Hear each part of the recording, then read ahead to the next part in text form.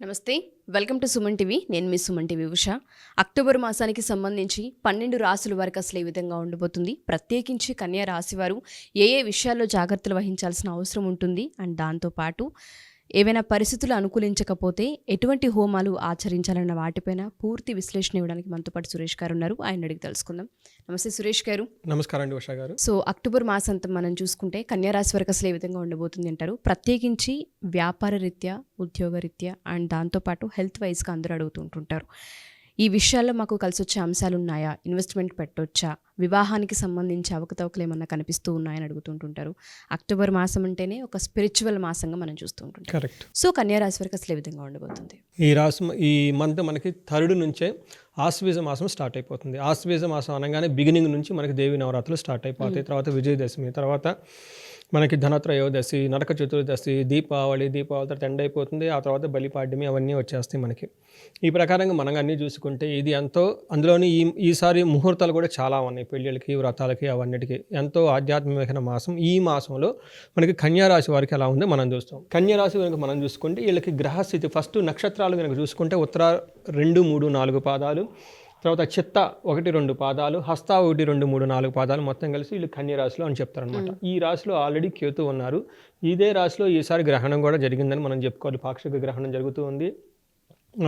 చంద్రగ్రహం కూడా ఇదే దాంట్లో జరగబోతూ ఉందని మనం చెప్తూ ఉంటాం అనమాట. సో మనం కనుక చూసుకుంటే వీళ్ళకి గ్రహస్థితిని మనం చూసుకుంటే వచ్చే 17th మనకి సూర్యుడు తులారాశిలో వెళ్తూ ఉన్నాడు. 10th నుంచి అదే రాశిలోకి బుధుడు వెళ్తున్నాడు. శుక్రుడు వచ్చేటప్పటికి వృశ్చిక రాశిలోకి 11వ తారీఖున అక్టోబర్ వెళ్తూ ఉన్నాడు. తర్వాత మార్స్ కుజుడు వచ్చేటప్పటికి కర్కాటక రాశిలో 20వ తారీఖున చలనం ఉంది. వీటిని బట్టి కనుక ఈ మూమెంట్స్, ఈ 4 ప్లానెట్స్ మూమెంట్స్ కనుక మనం చూసుకుంటే కన్యరాశి వాళ్ళకి ఎలా ఉందో మనం చూద్దాం. మనకి జ్యోతిష శాస్త్రంలో లఘు గోచారం లేదా సూక్ష్మ గోచారం అనే ఒక కాన్సెప్ట్ ఉందండి. బ్రీఫ్గా ఎలా ఉంటుందో మనం తెలుసుకుందాం అనమాట. ఏమంటారు, షార్ట్ న్యూస్ అంటారు చూడండి, ముఖ్యాంశాలు హెడ్లైన్స్ ఎలా ఉంటుందో మనం చూద్దాం. వీళ్ళ కనుక మనం చూసుకుంటే ఫస్ట్ సూర్యుడి వల్ల స్థాన నాశనం, అంటే ఉన్న పొజిషన్లో ఏదైనా వాళ్ళకి డీప్రమోషన్ రావటం, అగౌరవం కలగటము, అంత వృద్ధి లేక ఏదైనా అనుకుంటే పని అది కాకుండా దాని నుంచి షార్ట్ ఫాల్ అయ్యే అవకాశం ఎక్కువగా ఉంది. కొంచెం బాధపడే అవకాశాలు ఎక్కువగా ఉంది. ధనం అయితే నాశనం అవుతుంది. రావాల్సిన డబ్బు వస్తుంది, ఖచ్చితంగా అనుకున్నది పోస్ట్పోన్ అయిపోతుంది, చేజారిపోతూ ఉంటుంది. ఇది జరిగే అవకాశం ఎక్కువగా ఉంది. అయితే వీళ్ళకి 17th తర్వాత సూర్యుడు మారటం వల్ల, సూర్యుడు యొక్క గమనం వల్ల వీళ్ళకి అదృష్టం తీసుకొని వస్తుంది. ఈ టైంలో వాళ్ళకి చాలా చక్కగా ధనం వస్తుంది. భూలాభం, రియల్ ఎస్టేట్ కనుక సంబంధించిన వాళ్ళు ఎవరైనా కనుక ల్యాండ్ రిలేటెడ్ కనుక ఉంటే చక్కగా వస్తుంది. వాళ్ళకి శ్రీయం, ధనం వచ్చేస్తుంది, ధాన్యం కూడా వచ్చేస్తుంది, భోగం కూడా వచ్చేస్తుంది. శుక్రుడు వాళ్ళ యొక్క అది వల్ల ప్రాస్పెరిటీ, ఆల్రౌండ్ ప్రాస్పెరిటీని వీళ్ళు చక్కగా ఎంజాయ్ చేసే మాసం అని మనం చెప్పుకోవాలి కన్యరాశి వాళ్ళు. ఇన్ డీటెయిల్స్ కనుక మనం చూసుకుంటే గ్రహం ప్రవైజ్ కనుక చూసుకుంటే సూర్యుడు కనుక మనం చూసుకుంటే లోహమూర్తిగా వాళ్ళు ఎంటర్ అవుతున్నారు. 2nd హౌస్లో ఉంటున్నారు. వీళ్ళు సూర్యుడు యొక్క విషయం ఫస్ట్ అంత అనుకూలంగా ఉండదు. ఇది కూడా ఎప్పుడంటే 17th నుంచి 27th వరకు, మంత్ ఎండ్ వరకు అంత అనుకూలంగా ఉండదు. ఎందులో అనుకూలంగా ఎలాంటి వాటిలో ఇబ్బందులు వచ్చే అవకాశం, బేసికల్గా ఇంటర్పర్సనల్ రిలేషన్షిప్ వచ్చే అవకాశం ఎక్కువగా ఉంటుంది. వీళ్ళకి దుర్మార్గులతో సహవాసం చేస్తారు. అది అంటే ఎలాంటి కంపెనీ అని ఉండాలనేది మన చేతిలో ఉంటుంది. మన మైండ్ స్ట్రాంగ్గా ఉండి మనం వివేకంగా ఉంటే వైరాగ్య వివేక మహాభాగ్యం అన్నట్టు ఆది శంకరాచార్యులు వీళ్ళు ప్రతిదాన్ని నాది అని తగులుకోకుండా దేన్నైతే కావాలో దాన్ని పట్టుకొని కూర్చొని ఉంటే దుర్మార్గులతో సహవాసము, వాళ్ళతో సహవాసం చేయడంలో మనసులో శంక, ఏదో గిల్టీ ఫీల్ అవుతారు, తలనొప్పిగా ఫీల్ అవుతారు. తర్వాత వ్యవసాయం కనుక, వ్యాపారాలు ఎవరైనా కనుక చేసేవాళ్ళు ఉంటే వాళ్ళకి నష్టం వచ్చే అవకాశాలు ఎక్కువగా ఉన్నాయి. కాబట్టి జాగ్రత్తగా ఉండాలి. ధనం విషయంలో కేర్లెస్గా ఉంటే ఒక్కసారి ధనం పోతుందంటే పోతుంది, మళ్ళీ చేజారిపోయిందంటే వెనక్కి తిరిగి వచ్చే అవకాశాలు చాలా తక్కువగా కనిపిస్తుంటాయి. సో బేసిక్గా కన్యారాశి వారు ధనం విషయంలో మాత్రం నెగ్లిజెన్సీ, కేర్లెస్ పనికిరాదు. అండ్ ఇంకొక విషయం ఏంటంటే వీళ్ళు ఎవరిని పడితే వాళ్ళని నమ్మొద్దు. ఆల్రెడీ వీళ్ళు బ్యాడ్ కంపెనీ, మీరంతా మీరు వీళ్ళు కూర్చుంటారు. ఇతరులచే మోసగించబడే అవకాశం మీకుంది. అందుకని చెప్పేసి మీరు చాలా విషయంలో బంధువులతోనూ వాళ్ళతో ద్వేషించబడి, అంటే ఏంటంటే మీకు ఏదైతే మంచో వాళ్ళని ద్వేషిస్తూ, ఏదైతే బాగలేదు దానికి వెళ్ళే అవకాశం ఎక్కువగా ఉంది. మీ మైండ్ అలా ట్యూన్ అవుతుంది కాబట్టి చాలా కేర్ఫుల్గా ఉండాలి. అందుకని వీళ్ళకి ఆధ్యాత్మిక చింతనతో ఉంటే అది నలిపైపోతుంది. దుష్టబుద్ధి వల్ల అంతా వీళ్ళ దగ్గరికి రాకుండా ఉంటారు. అందుకని విజయదశమి, నవరాత్రులు చక్కగా చేస్తే కనుక ఆ పేర్లోని విజయదశమి వీళ్ళకి విజయం వచ్చేస్తుంది. రెండోది వచ్చేటప్పటికి 8th హౌస్లో కనుక మనం చూసుకుంటే ఇది కూడా సేమ్, చేసే పనుల వల్ల దోషము, శత్రువులతో వైరం, ప్రయాణాలు కనుక ఏదైనా కనుక చేస్తే అనవసరమైన ఇబ్బందులు, విచారకరమైన వార్తలు వినటం, శారీరకంగా కష్టము, అధికారులతో ఇబ్బంది పడి గొడవపడే అవకాశం ఎక్కువగా ఉంటుంది. ఈ ప్రకారంగా చూసుకుంటే ఇవన్నీ బేసికల్గా ఏంటంటే ఇంటర్ పర్సనల్ స్కిల్స్ని వీళ్ళు చాలా చక్కగా మెయింటైన్ చేస్తే ఈ మాసం చాలా బాగుంటుంది. సూర్యుడు కూడా ఇస్తాడు. అందులో వీళ్ళు పెద్ద మాటలని, ఫాదర్లీ ఫిగర్లు, తర్వాత వాళ్ళ పైన ఉన్న బాసుల మాట, వాళ్ళ మాట చక్కగా విని వాళ్ళకి ఎదురు చెప్పుకొని ఉంటే చాలా బాగుంటుంది. మోస్ట్ ఇంపార్టెంట్ ఏంటంటే మనకి కుజుడు చెప్తారండి.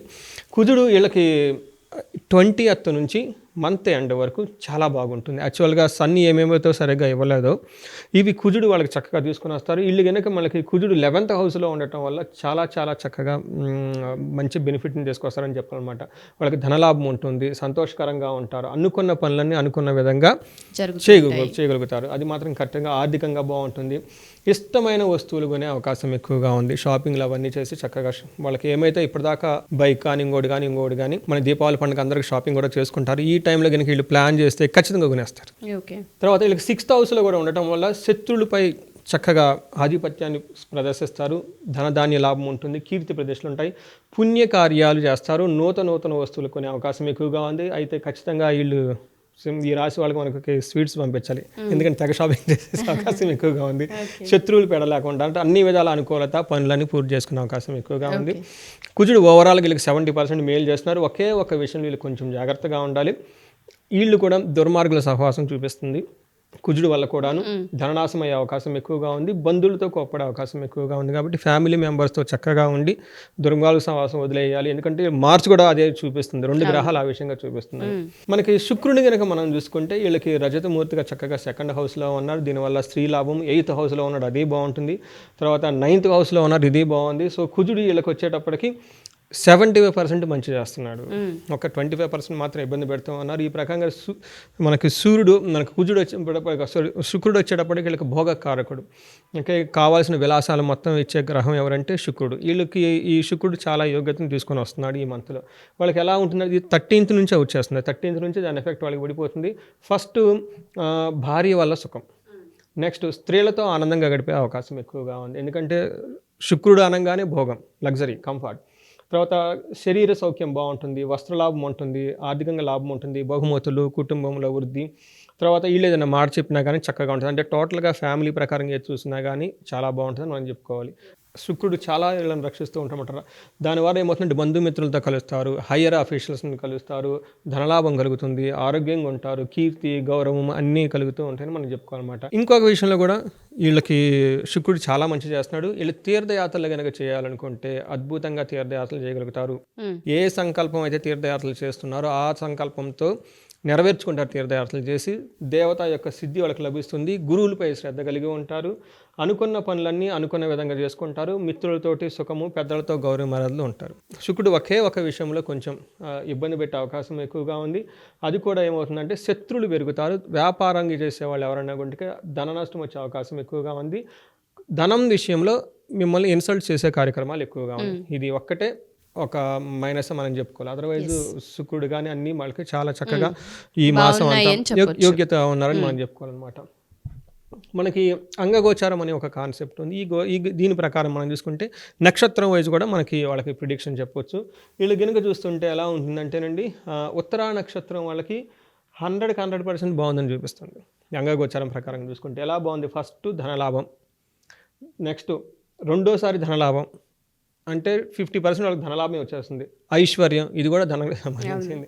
మూడోది ఎంత డబ్బు వచ్చింది కదా ఏమైనా బాధలు అంటే లేదు, ఈ డబ్బు అంతా వాళ్ళకి రక్షించబడి క్షేమంగా ఉంటారు.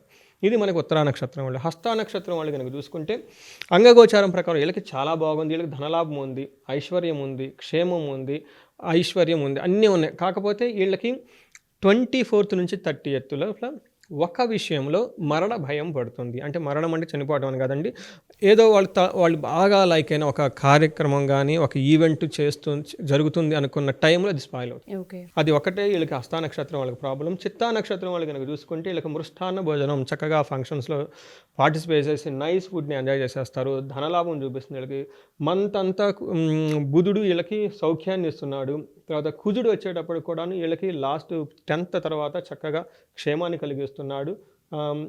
అయితే వీళ్ళకి అతిగా భయపడే అవకాశం ఎక్కువగా ఉంది. చిత్తా నక్షత్రం వాళ్ళు ఎవరైతే గనక ఉన్నారో వీళ్ళకి అతిగా భయపడే అవకాశం ఎక్కువ ఉంది. చిత్తా నక్షత్రం వాళ్ళు స్థాన నాశనం కూడా అయ్యే అవకాశం ఎక్కువగా ఉంది. మరణ భయం ఎక్కువగా ఉంది. బట్ ఓవరాల్గా చూసుకుంటే పాజిటివ్ సైడ్లో చిత్తా నక్షత్రం వాళ్ళకి ఐశ్వర్యము, సౌఖ్యము, మృష్టానము, ధనలాభం చూపిస్తుంది. నెగటివ్ సైడ్ చూసుకుంటే అతిగా భయపడతారు. అనుకుని పనులు కార్యక్రమం పోతే నాశనం అయ్యే అవకాశం ఉంది. తనకి ఇష్టమైన వస్తువులను కోల్పోయే అవకాశం ఎక్కువగా ఉందని మనం చెప్పుకోవాలి. ఓకే. ఇంకొక చిన్న కాన్సెప్ట్ ఉందండి. పర్టికులర్ హస్తా నక్షత్రం వాళ్ళకి చాలా ఇంపార్టెంట్. ఎందుకంటే ఈ నక్షత్రంలో వాళ్ళకి కేతు ఉన్నారండి. హస్తా నక్షత్రంలో సూర్యుడు ఉన్నాడు, కేతు ఉన్నారు. ప్లస్ వీళ్ళకి మృత్యు నక్షత్రాలని ఇది ఒక కాన్సెప్ట్ అండి. ఇది ఎప్పుడు జరగదండి. అప్పుడప్పుడు అకేషన్గా సంవత్సరానికి ఒకసారి కొంతమంది టఫ్ సిచ్యువేషన్ ఫేస్ చేసే అవకాశం ఎక్కువ ఉంటుంది. ఈసారి హస్తా నక్షత్రం వాళ్ళు కనుక వీళ్ళకి మృత్యు నక్షత్రాలన్న హస్తా నక్షత్రంలోనే కేతు ఉండటము, స్వాతి నక్షత్రంలో సూర్యుడు ఉండటం వల్ల వీళ్ళకి హెల్త్ రిలేటెడ్ విషయంలో కాంప్లికేటెడ్ వచ్చే అవకాశం ఎక్కువగా ఉంది. కాబట్టి చాలా కేర్గా అది కూడాను మెంటల్గాను ఫిజికల్గాను ఇబ్బంది పడే అవకాశం ఎక్కువగా ఉంది. అవి చెప్పుకోలేని బాధలు. ఓకే, చుట్టానికి బాగుంటారు, లోన ఎక్కడో బాధపడే ఉండే అవకాశం ఎక్కువగా ఉంది. కాబట్టి వాళ్ళు పర్టికులర్ హస్తా నక్షత్రం వాళ్ళు చాలా కేర్ఫుల్ తీసుకోవాలి. వీళ్ళు కనుక మహామృత్యుంజయ హోమం కనుక చేయించుకుంటే ప్లస్ కేతువుకి సంబంధించి వాళ్ళకి నక్షత్రంలోనే ఉండటంతో కేతువుకి సంబంధించిన జపము, హోమము, తర్పణం కనుక ఈ ప్రొసీజర్ కనుక చేస్తే వాళ్ళకి చాలా బాగుంటుందని మనం చెప్పుకోవాలన్నమాట. సో ఈ విధంగా మనం చూసుకుంటే ఓవరాల్గా ఉత్తర ఫాల్గుని, హస్తా, చిత్తా నక్షత్రం వాళ్ళకి లేడీస్ ద్వారా ప్రాబ్లం వచ్చే అవకాశం ఎక్కువగా ఉంది. ఈ మనకి లత్త అనే కాన్సెప్ట్ కనుక చూసుకుంటే వాళ్ళ భేదాభిప్రాయాలు రాయటం ఇవన్నీ అవకాశం ఎక్కువగా ఉంది. విశ్లేషణగా కనుక మనం చూస్తే బాగుందని చెప్పొచ్చు. మీరు ఓవరాల్గా చెప్తున్నప్పుడు ఎక్కువ ధనానికి సంబంధించి నష్టపోవడం, దాంతోపాటు శత్రువు నుంచి సమస్య అనేది చాలా ఎక్కువగా మనం చూస్తున్నాం. ధన నష్టం ఎప్పుడైతే జరుగుతూ ఉంటుందో మనిషికి ఆటోమేటిక్గా మైండ్ సెట్ అనేది కొంచెం డిస్టర్బ్ అవుతూ ఉంటుంది. పరిస్థితులు అనుకూలించవు సార్, దీనిపైన ఫోకస్ చేయలేరు. సో ఈ ధన నష్టం జరగకుండా ఉండాలి అన్నా, దాంతోపాటు చేతి దాకా వచ్చే మనీ వెనక్కిపోయే అవకాశాలు కూడా ఉన్నాయన్నారు. అటువంటివి జరగకుండా ఉండాలి అన్న జాతకరీత్యా ఎంత మనం చూయించుకున్న కొన్ని హోమాలు అనేవి చాలా ఇంపాక్ట్ క్రియేట్ చేస్తాయని మనం చెప్తూ ఉంటుంటాం. ఇంట్లో ఎప్పుడైతే ఆ వైబ్ ఉంటూ ఉంటుందో నెగిటివిటీ మన దాకా రాదు అంటుంటారు. కన్యా రాశి వారికి ఏదైనా హోమం మనం చెప్పొచ్చు అంటారా? మనం చేయొచ్చా వాళ్ళకి? కరెక్ట్ అండి. ఇవి మనకి పరిహారాల కింద మనకి మన వేదాలలో, మన శాస్త్రాల్లో చెప్పారు. ఎందుకు చెప్పారంటే ధర్మార్థ కామ మోక్షాలు సాధించడం అంత ఈజీ కాదు. ధనం సంపాదించడం ఈజీ కాదు. మన జాబ్ మనం చేయడం అంత ఈజీ కాదు. మన జాబ్లో కూడా మనకు శత్రువులు అంటారు, బయటకి ఎక్కనివ్వరు, ప్రమోషన్స్ రానివ్వరు. అంతేందుకు మంచి పని చేద్దామన్నా కానీ చేయనివ్వరు జనం. ఇటు పక్కన మంచి పని చేస్తుంది, అటు పక్కన బ్యాక్ బైట్ చేసేస్తుంటారు. అయ్యో ప్రతి ఒక్కళ్ళు వీక్నెస్లో ఉంటాయి. నేను మంచి పని చేస్తున్నాను ఒప్పుకోకుండా వీక్నెస్లు అన్నీ తీసుకొచ్చేసి ఇబ్బంది పెడుతూ ఉంటారు. ఇలాంటి వాళ్ళకి, ఈ కన్యా రాశి వాళ్ళకి ఇప్పుడు మీరు అడిగిన ప్రశ్న కనుక చూస్తే వీళ్ళకి కుబేర పాశుపత హోమం అని ఉంటుంది. ఈ హోమాన్ని కనుక చేసుకుంటే ఖచ్చితంగా వాళ్ళకి రిజల్ట్ వచ్చేస్తుంది. రెండోది శత్రువులు అన్నారు, మన్యు పాశుపత హోమం అని చెప్పేసి ఉంటుంది. ఈ హోమం కనుక వాళ్ళు కనుక చేయించుకోగలిగితే వాళ్ళకి కనపడని శత్రువులు, ఎవరైతే కనిపించే శత్రువులు కాదు, కనిపించే శత్రువులు ఎవరైతే డిఫేమ్ చేస్తూ ఉంటుంటారో వాళ్ళని చెప్పుకోవచ్చు. కరెక్ట్. వాళ్ళు ఏమంటే వాళ్ళ మైండ్లో చాలా చెడు ఆలోచనలు ఉండి మనతో లవ్లీగా మాట్లాడుతూ అన్నీ ఉండి దీర్ఘకాలిక ప్రణాళిక ఉంటుంది. అంటే ఈరోజు మిమ్మల్ని ఏది చేయరు, మిమ్మల్ని చేయడానికి ఒక మంచి అవకాశం గురించి ఎదురు చూస్తూ మీ చుట్టూ తిరుగుతూ ఉంటారు. ఇలాంటి వాళ్ళు చాలా డేంజర్. సో మీకు టఫ్ టైంలో మొత్తం మిమ్మల్ని బూట్ చేసి వెళ్ళిపోతారు. ఇలాంటి సిచ్యువేషన్ అనుకున్నప్పటికీ మనకి మన్యు పాశుపత హోమం అని చెప్పేసి ఇది చాలా అత్యంత మహిమాన్విత, చాలా శక్తివంతమైంది అనమాట. భయాన్ని కానీ రెండు కనుక ఈ రెండు హోమాలు కనుక ఇల్లు చేసుకోగలిగితే చాలా అద్భుతమైన రిజల్ట్ వచ్చేసి భోగభాగ్యాలు కలుగుతాయని చెప్పేసి మనం కోరుకోవచ్చు. Okay, thank you sir, thank you so much. So ఎవరైనా సరే కన్యా రాశి వారు మా ఈ వీడియో కనుక చూస్తే, లేదా మీకు తెలిసిన వాళ్ళు ఎవరైనా కన్యా రాశి అయ్యుండుంటే మీ ఫ్రెండ్ సర్కిల్లో అయ్యొచ్చు, మీ ఫ్యామిలీలో అయ్యుండొచ్చు, ధనానికి సంబంధించి నష్టం కలిగే అవకాశాలు కనిపిస్తూ ఉన్నాయి కాబట్టి, అండ్ దాంతోపాటు తెలిసిన వాళ్ళే నెగిటివిటీని స్ప్రెడ్ చేసే అవకాశం కూడా కనిపిస్తూ ఉంది కాబట్టి, సో ఇవేమీ జరగకుండా ఉండాలన్నా, పాజిటివ్ వైపు కలగాలి అన్నా, మీద ఏదైనా డబ్బు ఆగిపోయిన డబ్బు వస్తుంది అన్న ప్రాసెస్లో ఆగే ప్రాసెస్ కనిపిస్తుంది అన్నప్పుడు అదొక భయాన్ని, ప్యానిక్ని క్రియేట్ చేస్తుంటుంది. అటువంటివన్నీ పోవాలి అన్నా సురేష్ గారు చెప్పిన రెండు హోమాలు చాలా ఇంపాక్ట్ని క్రియేట్ చేస్తూ ఉంటాయి. ఒకసారి జాతకరీత్యా మీరు ఆయన్ని కలిసినా మీకు ఇన్ డీటెయిలింగ్గా ఎక్స్ప్లెయిన్ చేసే అవకాశం కలుగుతూ ఉంటుంది. ఎవరికైనా హోమాలు చేయించుకోవాలి అనుకున్నా, లేదా జాతకరీత్యా ఒకసారి కలవాలి అనుకున్నా, లేదా ఒకసారి మాట్లాడాలి అనుకున్న వివరాలు ఖచ్చితంగా మీరు అప్రోచ్ అవ్వచ్చు. కింద స్క్రోల్ అవుతున్న కాంటాక్ట్ నెంబర్ని కాంటాక్ట్ చేస్తే సురేష్ గారి మీకు పూర్తి వివరాలను అందిస్తారు. Thank you sir, thank you so much. Thank you అండి ఉషా గారు.